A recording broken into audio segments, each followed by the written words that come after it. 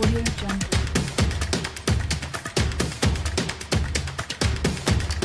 Audio Jungle. Assalamualaikum warahmatullahi wabarakatuh. Waalaikumsalam. Kembali lagi bersama saya, Brilian Najwa Kamilia Moza, sebagai presenter. Dan di sini ada Ibu dengan Ibu siapa? Bu Mustardiah sebagai narasumber kita. Nah, kali ini kita akan berbincang tentang program kelas di MTSN 1 Nganjuk, yang mana itu reinkarnasi dari MTSN Ngelawa. Baik, selama 30 menit ke depan kita akan berbincang-bincang bersama Bu Mustardiah. Selamat pagi, Bu. Selamat pagi. Gimana kabarnya hari ini? Alhamdulillah sehat, baik. Puasa lancar. Alhamdulillah. Lancar juga kan ya puasanya? Insya Allah. Mungkin Ibu bisa menceritakan Ibu sendiri sebagai guru apa di MTSN 1? Ya, saya Bu Mustardiah. Saya mulai ngajar di MTSN 1 itu sejak 2005. Jadi pertama kali ngajar 2005, sudah sekian puluh tahun ya, sampai sekarang. Saya ngajar sebagai guru bahasa Inggris, ngajar bahasa Inggris di MTSN 1 gitu. Dulu sebelumnya saya pernah juga GTT di MAN 1 gitu. Di MAN 1 itu mulai 2003, kemudian 2005 pindah ke MTSN 1. Berarti Sudah terhitung 19 tahun ya? Sekitar 19 tahun. Sudah sangat lama. Masya Allah. Ya. Ini kan tema kita kali ini itu program kelas ya. di MTSN 1. Mungkin Ibu bisa menjelaskan apa yang dimaksud itu? Nah, di MTSN 1 itu memang ada beberapa pilihan program kelas gitu ya. Jadi siswa yang ingin masuk ke MTSN 1 itu bisa memilih gitu. Ada 4 program lah, lebih tepatnya ada 4 program yang kami tawarkan, yang ditawarkan oleh MTSN 1 untuk bisa diikuti gitu, dimasuki oleh siswa atau peserta didik baru gitu. Mulai tahun 2005 itu sebenarnya hanya ada 2 program. Kemudian mulai tahun ajaran 2021-2022 itu tambah 1 program. Kemudian yang terbaru kemarin 2022-2023 itu juga ada tambah 1 program. Program yang pertama program reguler, kemudian ada program kelas unggulan. Jadi yang 3 ini program kelas unggulan, yang 1 kelas reguler. 3 itu meliputi yang pertama program kelas unggulan akademik, kemudian ada kelas tahfidz, unggulan tahfidz, kemudian yang ketiga yang terbaru adalah kelas inspiratif gitu. Itu program kelas yang dilaksanakan di MTSN 1. Jadi saat ini ada 4 pilihan program yang bisa diikuti begitu. Dari 4 program tadi kan ada kelas unggulan tahfidz, ada unggulan akademik, terus ada unggulan inspiratif sama reguler ya. Iya. Mungkin Ibu bisa menjelaskan satu persatu dari kelas itu seperti apa? Sebenarnya program kelas ini secara umum gitu ya, secara umum sama gitu. Artinya sama-sama melaksanakan kurikulum yang ditetapkan oleh pemerintah gitu, oleh Kementerian Agama gitu. Tapi ada kekhasan untuk masing-masing program ini gitu. Untuk reguler sama, ini normal, artinya berjalan sesuai ketentuan struktur kurikulum gitu, program yang ada di kurikulum. Kemudian yang untuk kelas unggulan ini memang ada kekhasan di masing-masing, makanya namanya juga beda, labelnya juga beda gitu. Untuk kelas unggulan akademik ini kekhasannya itu memang lebih ditekankan pada peningkatan kompetensi yang berkaitan dengan akademik, sesuai namanya gitu ya. Jadi anak-anak yang di kelas ini itu diarahkan ke penguatan mata pelajaran untuk olimpiade dan riset gitu. Karena kebetulan di MTSN 1 itu mulai 2019 itu mendapat SK sebagai madrasah pengelola riset gitu. Jadi memang mau tidak mau ini harus diterapkan. Kemudian sementara ini yang dilaksanakan adalah dengan diarahkan sasarannya adalah ke kelas unggulan akademik. Itu. Jadi kekhasannya ada di olimpiade dan riset untuk unggulan akademik. Kemudian yang kedua untuk kelas unggulan tahfidz ya sesuai namanya ini memang dikhususkan atau mewadahi siswa-siswa yang punya keinginan untuk menghafal Quran. Kurikulumnya juga sama, menggunakan kurikulum Merdeka, tapi ada bagian-bagian tertentu yang diintegrasikan dengan tahfidz. Jadi kami melaksanakan program mata pelajaran PAI itu terintegrasi. Jadi ada PAI terintegrasi yang dengan tahfidz gitu. Jadi fikihnya juga terintegrasi tahfidz, kemudian akidah akhlak juga terintegrasi tahfidz. Jadi mapel-mapel PAI itu diintegrasikan dengan tahfidz gitu. Selain itu untuk kelas tahfidz ini kami bekerja sama dengan Pondok Pesantren Miftahul Ula untuk pelaksanaan pengelolaan siswanya di pondok gitu. Jadi wajib mondok memang yang untuk anak-anak di program kelas tahfidz. Jadi wajib mondok gitu. Karena memang tidak cukup kalau dilaksanakan hanya di madrasah saja, itu mungkin waktunya kurang terbatas gitu ya. Jadi anak-anak dibantu juga program-program atau pengelolaannya di pondok gitu. Itu yang untuk kelas tahfidz.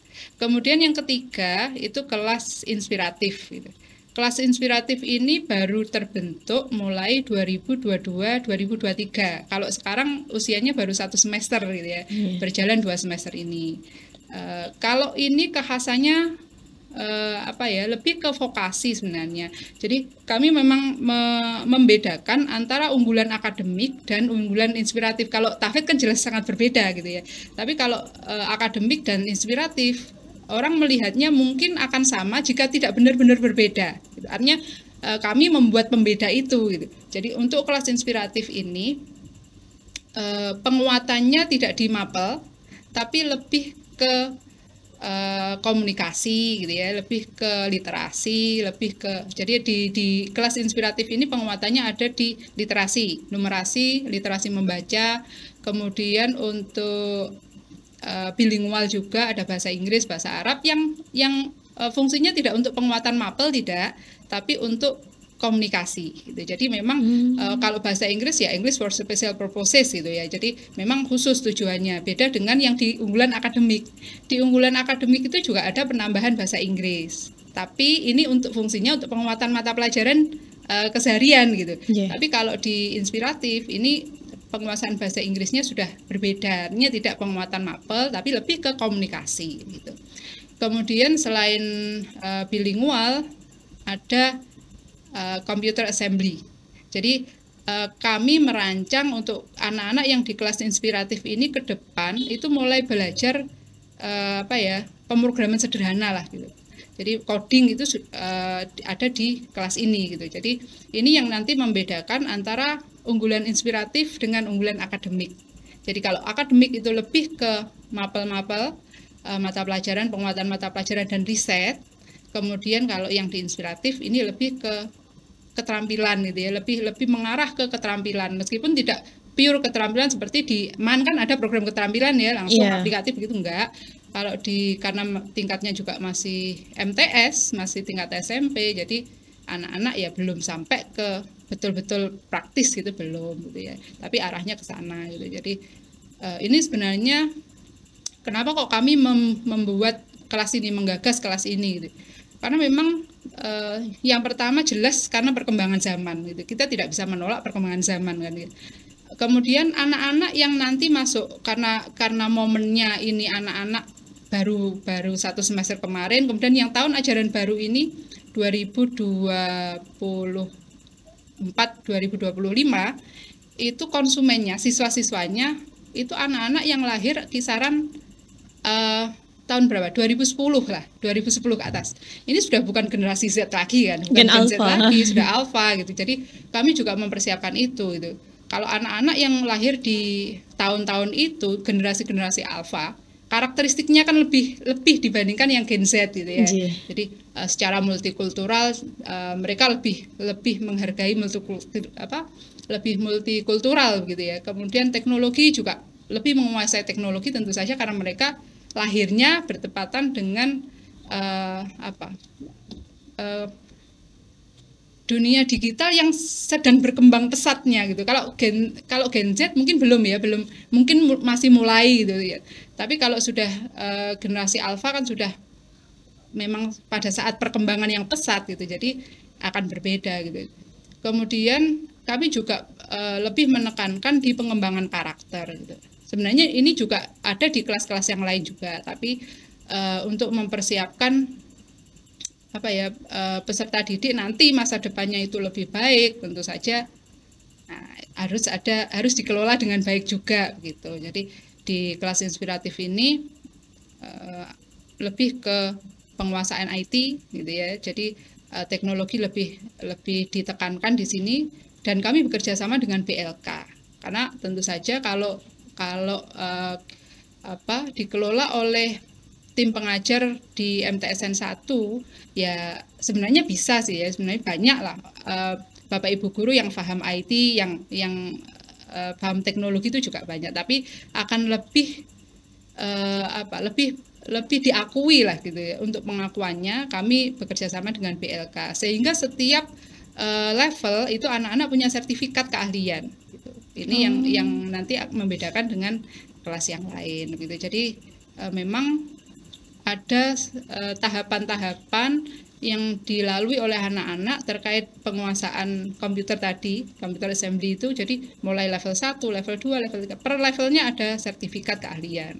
Nah, ini mungkin yang berguna nanti untuk anak-anak di masa depan. Nah, itulah gambaran secara singkat untuk program kelas yang ada di MTSN 1. Tapi ya secara umum kami memang harus terus merevisi, terus memperbaiki, mengevaluasi karena memang perkembangan zaman gitu ya, menyesuaikan dengan perkembangan zaman. Kalau tidak gitu, ya bayangkan saja kalau misalkan ya kita melaksanakan program kelas yang itu saja, tidak sesuai dengan hanya kurikulum seadanya misalkan, ya apa yang saat ini ditetapkan pemerintah itu kita laksanakan tanpa ada inovasi-inovasi, padahal siswa-siswa nanti akan berperan beberapa tahun ke depan gitu. Benar. Ketika beberapa tahun ke depan mungkin apa yang kita sampaikan saat ini sudah tidak relevan lagi kan gitu. Makanya ya proyeksinya harus ke depan gitu. Itu program-program kelas yang ada di MTSN 1 gitu. Nah, dari lebar ya. Nggak apa-apa Bu. Nih tadi kan Ibu udah menjelaskan dari kelas unggulan akademik sampai yang reguler keempat itu. Mungkin bagaimana cara bisa memasuki ke syarat-syarat tertentu untuk memasuki kelas-kelas ini? Oh iya, ada. Untuk kelas unggulan itu memang ada seleksi gitu ya. Jadi seleksi yang dilaksanakan untuk siswa calon peserta didik di kelas ini. Untuk unggulan akademik itu ada materi-materi tes yang harus diselesaikan oleh anak-anak calon peserta didik. Ada tes mapel ya, tentu saja karena ini unggulan akademik ya, harus yang diukur adalah kompetensi terkait mapel gitu ya.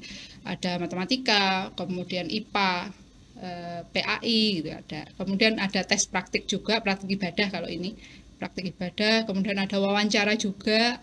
Nah, kalau yang untuk inspiratif ini juga berbeda. Jadi dari segi seleksinya saja sudah berbeda. Untuk yang kelas inspiratif seleksinya adalah literasi.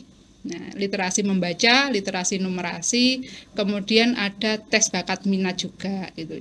Jadi memang berbeda gitu ya antara kelas inspiratif dengan kelas unggulan akademik, meskipun sama-sama unggulan gitu ya, tapi berbeda gitu. Kalau untuk tahfidz seleksinya tentu saja ya terkait dengan Quran gitu ya. Dicek juga apakah nanti anak ini cocok apa tidak kalau masuk di kelas tahfidz. Kemudian kekuatannya sejauh mana, kemudian kira-kira nanti kemudian wawancara itu memang semua kelas melaksanakan itu untuk mengukur sebenarnya untuk ke depan perlakuan yang harus diberikan kepada mereka itu seperti apa. Itu biasanya sumber awalnya itu ya dari wawancara wali murid, biasanya memang begitu. Jadi wawancara yang dilaksanakan untuk seleksi itu sebenarnya tidak mempengaruhi hasil tesnya, tidak, tapi untuk referensi perlakuan nanti ketika mereka sudah masuk di kelas-kelas tersebut gitu. Begitulah. Dan apa yang melatar belakangi Bu adanya kelas-kelas tersebut itu? Sebenarnya kalau yang melatar belakangi jelas perubahan zaman gitu ya. Karena bagaimanapun sebuah institusi pendidikan itu kan menyiapkan masa depan siswa gitu ya. Tujuannya menyiapkan masa depan siswa. Kalau kita tidak mengikuti perkembangan zaman, tidak inovatif, yaitu tadi ketika siswa nanti sudah waktunya berperan, mungkin sudah tidak relevan lagi gitu. Makanya ya kita harus mempersiapkan itu supaya nanti ilmu yang disampaikan saat ini, materi yang disampaikan saat ini itu tetap relevan beberapa tahun ke depan, paling tidak membekali anak-anak dengan karakter yang kuat. Bagaimana mereka bisa menyelesaikan masalah-masalah mereka, itu yang terpenting kan itu ya. Pendidikan sebenarnya tujuan pendidikan yang utama kan itu ya, membekali siswa gitu untuk mendapatkan masa depan yang lebih baik. Itu saja sebenarnya latar belakangnya ya, karena perubahan zaman gitu. Kita butuh itu gitu. Yeah. Butuh berinovasi kan gitu.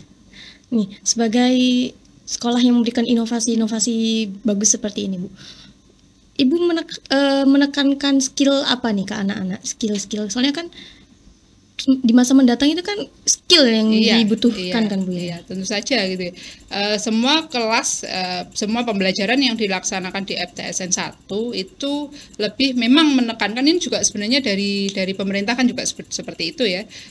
Keterampilan abad 21 gitu ya, kecakapan hidup abad 21 itu yang kami tekankan. Memang kalau bisa ya setiap proses pembelajaran yang ada di MTSN 1 ya mengajunya ke sana gitu ya. Jadi bagaimana anak berkomunikasi, artinya penguatan karakter, penguatan bagaimana mengembangkan interpersonalnya gitu, bagaimana komunikasinya, bagaimana kerjasamanya, karena ke depan kan itu ya yang dibutuhkan gitu.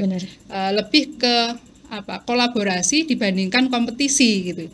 Itu ke depan seperti itu. Jadi ya kami menyiapkan untuk itu gitu. Ya, gitu.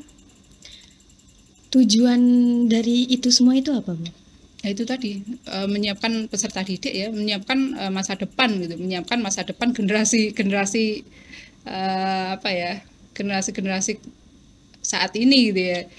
Karena mereka jelas itu berperannya. Nah, kalau sekarang kan belum terasa ya, belum berperan gitu. Kalau sekarang memang waktunya hanya belajar gitu. Belajar mempelajari sesuatu, bagaimana memecahkan masalah, bagaimana mencari solusi gitu. Ya kami membekali itu gitu ya. Tujuan pendidikan kan memang seperti itu. Itu tadi yang seperti yang saya sampaikan tadi gitu. Ibu kan sudah ngajar nih belasan tahun ya, udah mau puluhan tahun. Ya, 19 tahun lebih. Oh iya ya. Nah, itu apa yang Ibu rasakan perbedaan dari generasi Gen Z sama Gen Alpha ini? Nah, apa yang Ibu rasakan? Kalau banyak ya, ada ya, meskipun tidak terlalu berubah sebenarnya kan, memang zamannya belum begitu terasa karena ini awal kan. Anak-anak yang nanti masuk di 2024-2025 yang lahir antara 2010 2011 ini kan baru masuk generasi alfa kan, baru saat ini gitu. Tapi kalau secara secara kondisi begitu, kondisi siswa gitu, lingkungan, dilihat dari lingkungan, dari keluarga. Kalau generasi yang saat ini itu kan lebih toleran gitu, jelas, karena bagaimanapun orang tua mereka, karena yang lahir saat itu orang tuanya jelas berpikirnya lebih terbuka, karena orang-orang saat ini kan, bukan generasi. Kalau generasi alfa mestinya orang tuanya di generasi X atau di generasi Y mungkin ya, Y atau Z belum lah kalau Z. Belum. Ya, generasi X atau Y gitu kan. Jadi generasi yang mungkin pemahamannya sudah mulai terbuka, sudah memahami tentang multikultural gitu ya, tentang isu-isu lingkungan, lebih paham gitu, lebih toleran gitu. Jadi lebih berpikiran terbuka. Jadi itu yang karena bagaimanapun siswa lingkungan mereka yang dari rumah itu kan juga mempengaruhi gitu. Kalau orang tua mereka itu sudah berpikiran terbuka, tentu saja akan lebih mudah gitu. Anak akan lebih mudah belajar, lebih mudah melaksanakan pembelajaran di kelas. Itu kami yang tentu saja maksudnya bekerja sama dengan orang tua gitu ya. Kalau orang tuanya terbuka, anaknya juga tentu lebih terbuka lagi gitu ya, karena generasinya kan sudah beda, sudah maju gitu. Jadi ya lebih variatif lah ya, lebih banyak cara yang bisa digunakan gitu, tidak melulu yang seperti ini. Makanya kita butuh inovasi itu gitu, karena perkembangannya sepesat itu gitu. Jadi anak-anak yang lahir yang nanti akan sekolah di 2024-2025 itu orang tuanya juga orang tua yang generasinya generasi saat ini gitu ya. Gitu. Ini ya paham teknologi ya, berada pada kondisi masyarakat yang lebih toleran, yang lebih terbuka ya begitulah. Itu kan lebih mempermudah gitu, mempermudah siswa untuk belajar gitu sebenarnya. Tadi kan Bu Mustardia sempat menyinggung multikultural. Ya. Saya kurang paham nih Bu. Mungkin Ibu bisa menjelaskan lagi nih multikultural itu seperti apa? Multikultural kalau multi itu lebih dari satu kultur kan budaya ya. Jadi kita itu kan hidupnya di dunia di mana orang-orang budayanya tidak hanya satu. Misalkan kita di Ngelawak gitu ya. Di Ngelawak ini tidak hanya budaya Ngelawak yang kita pakai gitu. Tapi kenapa? Karena arus informasi, arus teknologinya berkembang pesat ya. Jadi budaya yang kita lakukan, yang melekat pada kita itu tidak hanya satu gitu, tapi beragam karena kita bisa mempelajari banyak budaya, kita menggunakan banyak budaya karena banyaknya informasi yang bisa kita akses gitu. Jadi itulah multikultural ya, macam-macam gitu, semakin beragam, masyarakat juga pola pikirnya beragam, kebiasaannya beragam. Nah, itu namanya multikultural gitu ya. Lebih dari satu budaya gitu. Kalau dulu kan enggak ya. Kalau zaman dulu mungkin kalau budayanya begini habis itu yang dilakukan kebiasaannya sama, tradisinya sama. Kalau sekarang kan enggak bisa ya. Tradisi atau kebiasaan seseorang itu tidak hanya dipengaruhi oleh lingkungan di sekitar tempat dia tinggal, tidak. Karena dia bisa mengakses informasi dari manapun kan. Akhirnya budaya dari manapun itu, budaya sudah budaya global, sudah tidak budaya lokal lagi kan gitu. Ya itulah multikultural. Apalagi perkembangan zaman ya Bu ya, makin macam-macam. Karena perkembangan zaman itu gitu. Akhirnya menjadi seperti itu. Oh iya, untuk yang program tadi tapi belum ada yang kayak seperti tata busana seperti itu. Enggak. Tata kecantikan itu belum ada Bu ya? Belum, makanya saya bilang tadi karena MTS SMP ya, tingkatnya masih MTS SMP. Jadi kami tidak secara praktis mengajarkan keterampilan, tidak.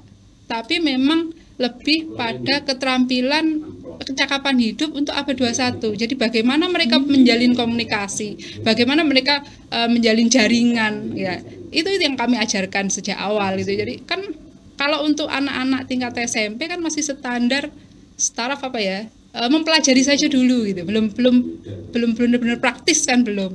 Kalau di aliyah beda, misalnya tata busana, ya langsung praktek bagaimana menjahit sudah menghasilkan produk kan gitu.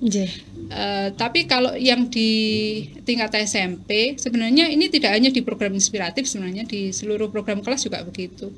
Jadi apa ya, sains gitu, sains, teknologi, kemudian apa itu? S-nya Science, T-nya Teknologi, kemudian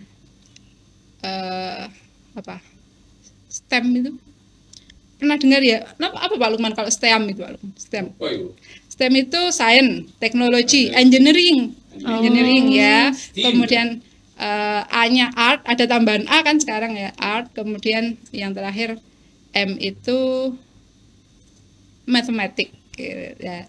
Ini jadi kalau pembelajaran anak-anak sudah diarahkan ke sana, mereka sudah paham bagaimana mencari masalah yang ada di sekitar mereka, menemukan masalah, mencari alternatif solusinya, kemudian membayangkan cara penyelesaiannya, misalkan teknologi ya, dia menggunakan teknologi untuk menyelesaikan masalah itu, kemudian berkreasi, kemudian menghasilkan solusi, menghasilkan teknologi yang mereka inginkan sesuai dengan masalah yang disampaikan di awal ya. Ya itulah, itu yang sebenarnya dikembangkan di situ gitu. Jadi tidak langsung belajar merias kemudian dia bisa merias, tidak. Tapi memang makanya yang kami terapkan ya literasi membaca, literasi numerasi gitu ya. Numerasi itu kan menghitung tapi secara di dunia nyata, mereka di kehidupan sehari-hari menghitung sesuatu itu seperti apa kan, itu sebenarnya keterampilan yang akan sangat, yang memang dibutuhkan gitu. Membaca juga begitu, bagaimana mengakses informasi, bagaimana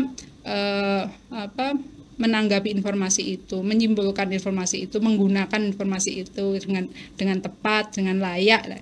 Itu yang diajarkan. Jadi vokasi yang ada di kelas inspiratif itu tidak seperti tata busana, tata boga, tidak, tapi lebih ke memang ke keterampilan kecakapan hidup untuk abad 21, memang begitu. Itu Bagus banget Bu, Masya Allah. ya itu kan masih program sementara sudah dilaksanakan, ya semoga nanti tentu saja kan perlu ada evaluasi, perlu ada revisi gitu, tetap nanti akan dilaksanakan seperti itu gitu.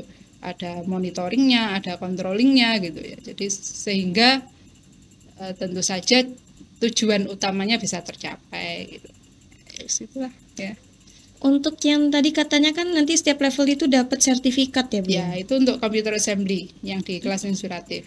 Itu nanti bisa difungsikan untuk apa Bu, sertifikatnya? Nah, sertifikat itu kan sebenarnya hanya pengakuan legal gitu ya. Yang penting kan sebenarnya siswa itu punya keterampilan gitu, punya keahlian gitu.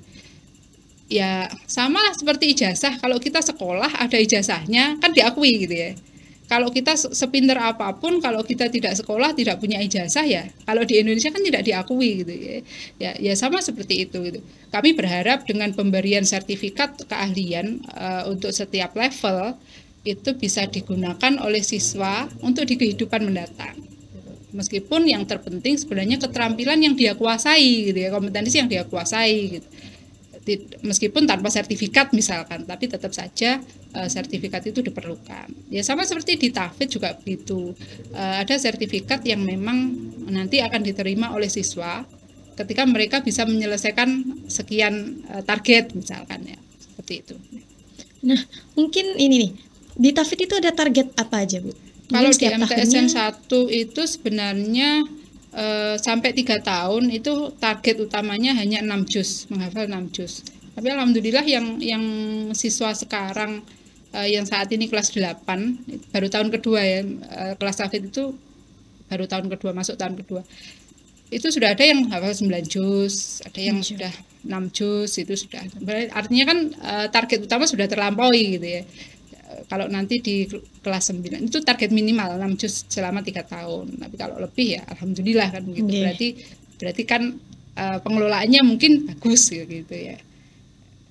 Ya gitu. Itu target minimal. Nanti kalau misal pun dia mau lulus itu belum mencapai target itu nanti gimana? Ya, kalau belum mencapai target ya tentu saja ada perlakuan kan gitu.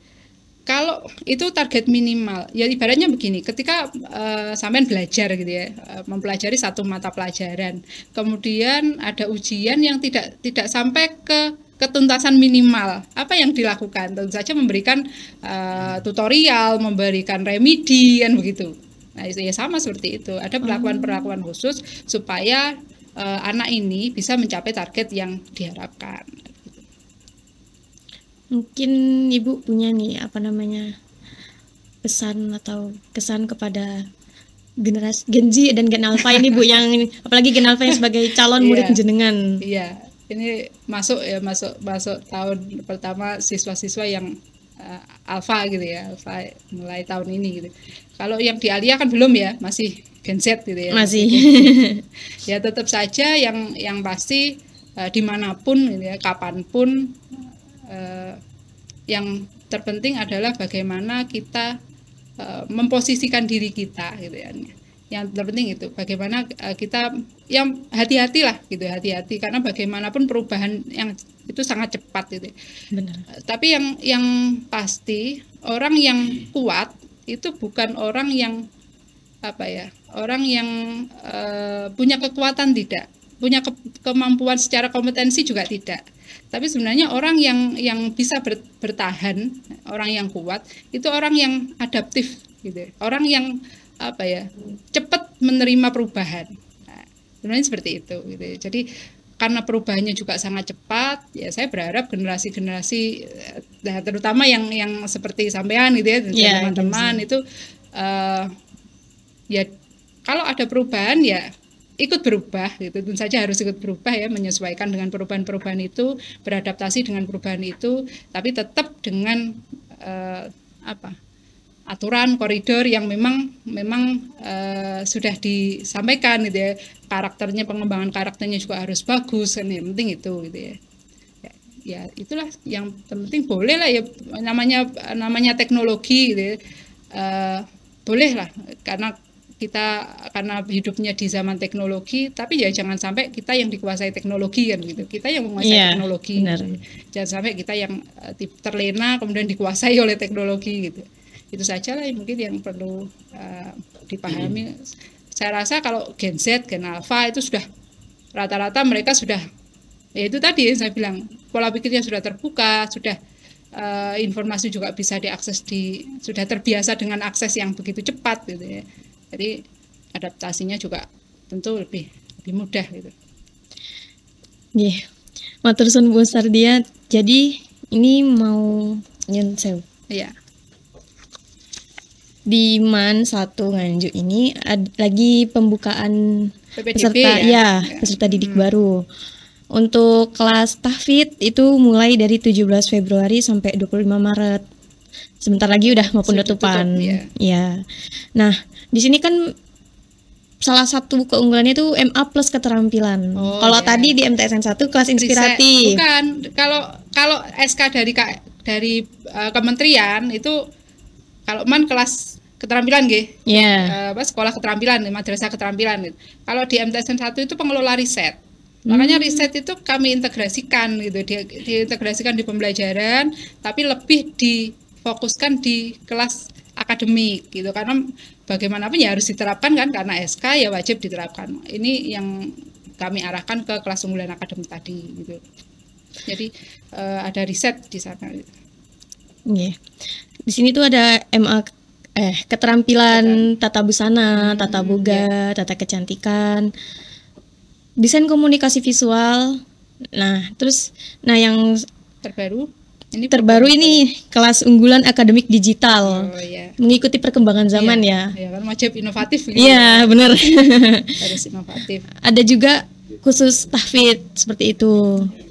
Kurang lebihnya samalah kayak yang di MTSN 1 ya, Bu ya. Ya memang kakak adik ya. Iya. MAN dan MTSN 1 sama-sama satu lingkungan jadi. Benar. Ini pendaftarannya sudah seleksinya seleksi anak-anak kami yang kelas 9 kan jelas betul iya. Betul sekolah yang cocok gitu ya. Di seleksinya itu langsung ya Pak ya? Ada seleksi. Berarti lo enggak, seleksi itu kan digunakan hanya untuk pemetaan, pemetaan untuk karakteristik peserta didik gitu aja, sebagai rujukan referensi, sebagai referensi untuk perlakuan nanti. Gitu. Cuman kalau yang reguler itu nanti seleksinya online, soalnya waktu saya masuk itu online. Matur suwun Bu Musardia, nggak kerasa waktunya sudah habis. Banyak yang dibicarakan ternyata. Saya suka kok. Belajar jadi pendengar yang baik. Iya, berarti saya banyak bicara tadi ya. Kan narasumber buat apa toh Bu? Iya, terima kasih juga. Mohon maaf jika ada yang tidak berkenan. Itu barangkali ada kata-kata saja saya yang bulat atau nggak jelas. Kita bisa dilanjut nanti di lain kesempatan. Ya, gitu ya. Off air juga boleh. Gitu. Boleh, monggo. Ya. Baik pemirsa, tak terasa telah di penghujung waktu.